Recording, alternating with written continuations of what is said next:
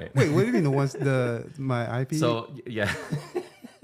So in the networking world, I was telling him this when you were gone. In the networking world, you have private addresses. You know, when you're in a network, you have an address. It's your home.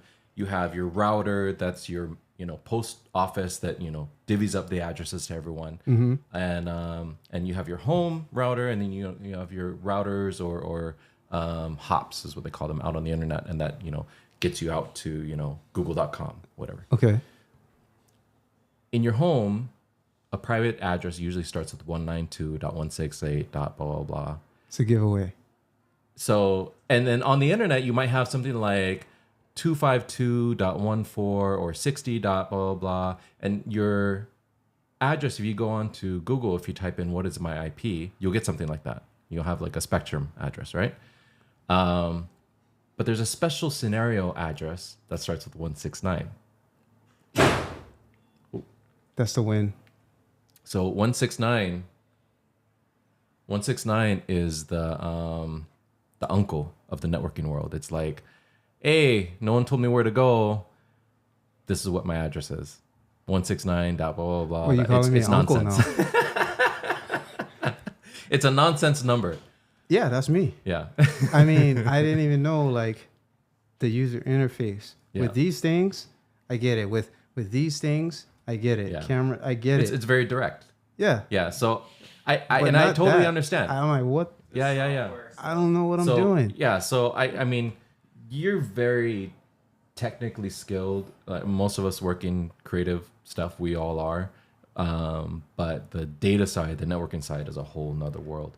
And I know the expectation is you plug the drive in and it appears on your computer. And then you format it and away you go. Yep. And right? then I start dropping files in there. Yeah, you start dropping files and then, you walk away and you go work on the project. You come back, you plug it back in, you update it on the drive. Yep. Yeah. I update my project file. I'm good to go. That's not how that works. See? What did I get into? So. And why did you, when we came in here and I was like, all right, let's get started. You're like, whoa, before we even start touching this thing, then you went on like this thing. I was like, okay, stop. We got to record this. Yeah. Because I feel like that's, the first thing is a mental thing. It's not even that. So that's why I asked you to, have this piece of paper. All right. Because you have to, when it comes to network attached storage and what you want to do, you have to decide before you get started, how are you going to work with it? What are you going to do with it? And what is your ultimate end goal? Because trying to walk that back later on is painful and very time consuming. Like, for instance, I've gotten my server and I've got multiple drives. And one of the options for the kind of server I spun up is you can encrypt the drives. And that way, if the computer got stolen and someone had the ability to pull the drive and try and read the data, the drives are encrypted and only the key that I know would unlock those drives. So I thought that was really cool. And I spent the time to move all of my files onto those drives that were encrypted. And then the drive that wasn't encrypted, that I encrypted, and I moved the stuff. It was hours of work, right? Right. But kind of like a cold wallet.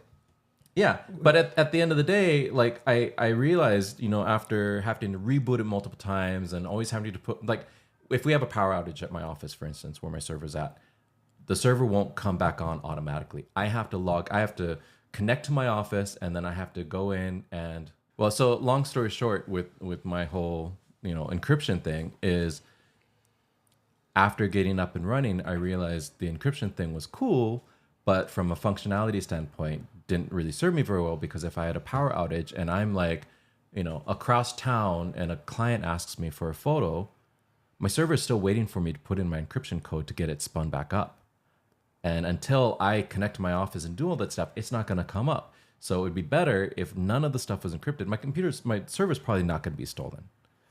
So having an auto boot would be much better. And so what I'm having to do and face now is I have to now move all of my stuff off the encrypted drives, unencrypt them, then move them back, which is hours and hours and hours of work. So that's why deciding ahead of time.